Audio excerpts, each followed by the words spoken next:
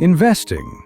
Whether it's fast-moving financial markets with big potential gains and high risk, or traditional business with smaller profits and lots of hard work, still points to the same path to financial freedom. Always remember these 4 core rules. Be persistent. Be disciplined. Keep learning. Keep adapting. Every video on this channel is a guide, not a one-size-fits-all formula. If you understand the meaning and the core ideas, you'll find a way to apply them to your own life. In your first year of investing, don't rush to change strategies. Don't hurry to add more capital. And don't scale up too fast. Step back and review everything. Learn and apply. Test and adjust. And turn every failure into strength and knowledge. Save your big push for year 2. Now, let's hear how David built a traditional business, a real-life example of persistence, discipline, learning, and change. David's story, putting 50% into a fast food shop. Late afternoon light poured through the cafe windows. Clara rested her chin on her hand, watching David. Ever since he opened a small fast food shop, he looked different, steadier, brighter, calmer. David turned his coffee cup, took a breath, and began. "I put 50% of my total capital into the shop," he said slowly. 40% stayed in my investment portfolio, and 10% in emergency savings, untouched. And the strange thing is, for a full year, I've lived off the restaurant. Not a quick fortune, but steady, very steady. Clara smiled, moon-shaped eyes. "Start from the beginning. How did you actually do it?" David nodded. "When I decided, I was scared. Scared I'd pick the wrong location. Scared the kitchen would blow up. Scared customers wouldn't like it. But my biggest fear was, if I failed, would I still have the courage to invest? So I filled a page with location criteria. Corner spot, foot traffic counts, near offices and schools, clean sight lines, a sidewalk. I went out 3 times a day, 7:30 a.m., noon, and 6 p.m. for 2 days, counting people. My hands went numb, but my mind settled." Clara laughed softly. "You really counted?" "I did. 2 straight days. Then I locked in an older unit. The landlord was strict but willing to repair. That night I stared at a kitchen layout for hours. Fryer next to the counter, fridge by the sink. One-way traffic so people wouldn't bump into each other. My head chef was YouTube, and a chef friend from an online forum. I messaged him. How long to soak fries? How many hours to marinate chicken? When to change the oil? Each answer was a puzzle piece. "Then I picked a name," David said, excited, eyes lighting up. "Short, friendly, easy to say. I sketched logos over and over, finally choosing a warm yellow circle. It looks like hot food just came out. I cut the menu to 8 items so I could control quality.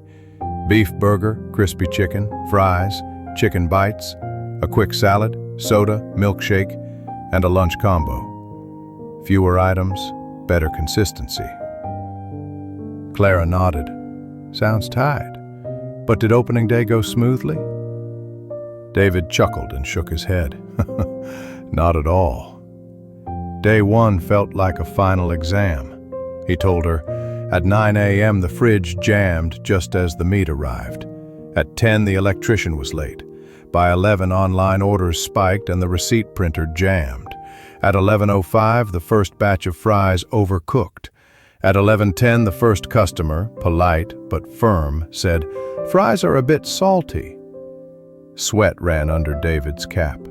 He apologized, remade the order, added water to the brine, cut back on salt. That lunch rush, he ran like he was trying to prove something to the universe. "That night," he said, "I closed the books for the first time. The numbers didn't look pretty, but there was cash flow. The kitchen sounds, sizzle, hum, cash drawer click, were still in my head. I was exhausted, and I slept the deepest I had in months. Clara squeezed his hand. And the days after that? The days after were just small drills on repeat, David smiled. Fries soak 30 minutes, rinse twice, fan dry 5 minutes before frying. Chicken marinates 4 hours, triple light dredge so it's crispy without being hard. Oil gets filtered each shift and changed every 2 days. Sauce tubs get time labels. Everything goes into a process playbook. I realized a shop is math plus patience. But the problems didn't stop. Week 2, cooking oil prices spiked. David stood at the shelf with a calculator. If I raise prices 2%, do I lose customers? If I don't, how thin does margin get? He chose not to raise prices and instead tightened portioning, cut waste, and trained his crew harder. Week 3, a 1-star review popped up. Delivery 20 minutes late. He called the customer to apologize, sent a small voucher, and redesigned the order flow. 1 person on the line, 1 packing, 1 on apps. He taped a time board on the wall. Burgers 6 minutes, fries 4 to 5 minutes, pack in 40 seconds. Then came the food safety inspection. David was so nervous, he memorized temperatures. Fridge, 2 to 4 degrees Celsius, 36 to 39 degrees Fahrenheit. Freezer, minus 18 degrees Celsius, 0 degrees Fahrenheit. When the inspector stepped in, he rattled off his routine like a rap. Red cloth for raw area, green cloth for cooked, color-coded knives and cutting boards, temperature logged twice per shift. Result? Passed. He almost collapsed onto the steel stool with relief. Some shifts were understaffed. A night shift teammate called in sick. David jumped on fryer and deliveries until his wrists went numb. Evening, the fryer broke at peak hour. He hung a sign, "Please wait 10 minutes," pulled the basket, swapped a fuse, sweat dripping onto a spot of oil. On another night, he closed out the cash and found he was short $12. They'd packed a large combo as a small. He didn't yell. He made a 10-point pack-out checklist and taped it at eye level. Clara could almost hear the kitchen around her. "What about customers? Did they change you?" "A lot," David said. "A 3rd grader who comes every Friday asks for 1 extra ketchup to make it happy. The security guard on the corner grabs crispy chicken at 10 p.m., helps me sleep. A young couple, soaked from the rain, sharing 1 order of fries, sitting close. Every person has a story. I felt like I was making something small but real. And that keeps me clear-headed with the markets, because the market is numbers, but the shop is people." Clara asked gently, "What about the money? Was it really that steady?" David nodded. "Not big, but steady. On average 140 to 170 orders a day, with a reasonable ticket size.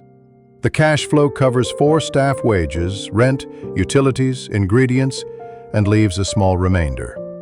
That small remainder, stacked over 12 months, pays for my life: rent, food, commuting.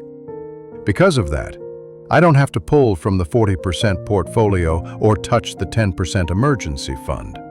When the market's green or red, I sit still. Kitchen discipline becomes portfolio discipline." He paused, then grinning grinned. "And you know what? The hardest parts made me stronger. Up at 6 a.m. to check inventory, still closing books at 11 p.m. Greasy hands, still reading 10 pages a night about operations. Instead of staring at the ticker, I watch the fryer. My mind feels lighter." Clara squinted playfully. "Lighter, but do you still dream big?" David glanced out the window. A gold streak slid across the table. "I do," he said quietly. "This first year was my apprenticeship. Now I want to level up." He opened his notebook, a page packed with bullets. Standardized recipes, gram weights, fry rest times for every item. Brand playbook, color palette, tray setup, 5-second greeting. 7-day training SOP. Day 1, sanitation. Day 2, fries station. Day 3, chicken station. Day 4, pack out. Day 5, line lead. Day 6, handling complaints. Day 7, mock service. Site selection.